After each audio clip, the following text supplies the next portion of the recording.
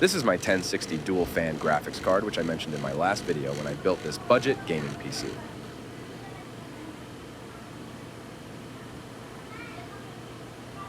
See how the left fan is dying, spinning erratically, and making loud grinding noise. Let's replace and fix this. Now here's the Zotac 1060 replacement fan I ordered online for $10.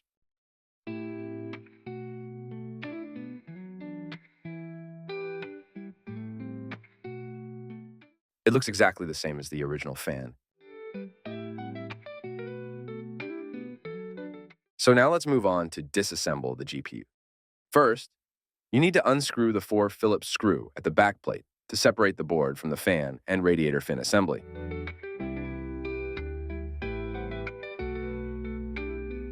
Then, carefully pry between the heatsink pipe and the board with a prying tool.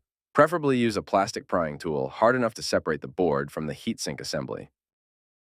With the cooling frame and board separated, carefully unplug the fan connector from the board.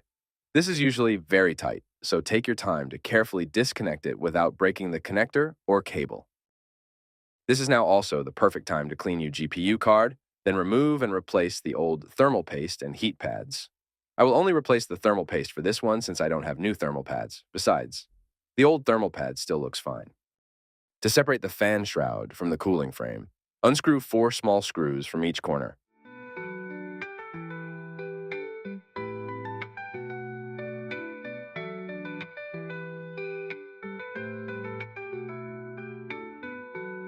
Then take out 3 screws each from each fan to separate the fan from the plastic shroud.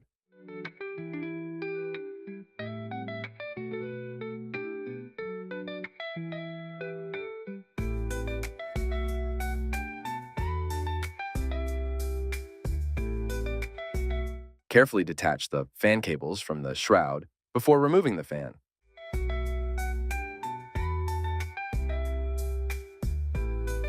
Original and new fans looks exactly the same, even the labels.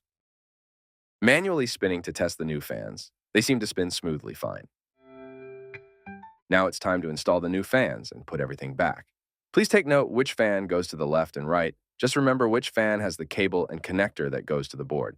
Let's just speed things up. Since we are just putting back what we have disassembled, just remember which screws goes to where, and you'll be fine.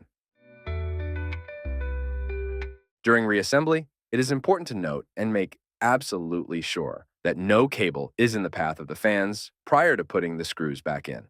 In my case, cables from the new fan are a bit longer than the original fans, so I need to cleanly fold and tuck in the cables. With the fans and shroud assembled, screw back the shroud to the cooling frame.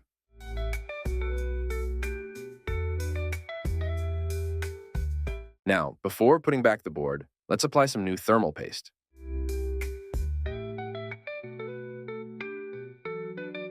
Screw back the last 4 screws, and we're finally done.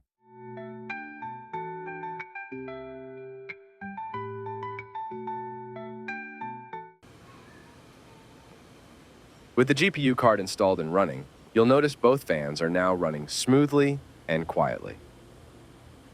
Now let's see how the new fans perform in gaming and compare the temperature from before it was replaced. You will notice how the fans are more efficiently running, spinning less, and temperature is way better than before. Temperature wouldn't go past 70 compared to before, which at times reaching past 80 degrees. So there you go, guys. I hope you enjoyed the content of this video and find it helpful. Click the subscribe, like, and share button if you do so. See you on our next video. Thanks for watching and have a great day.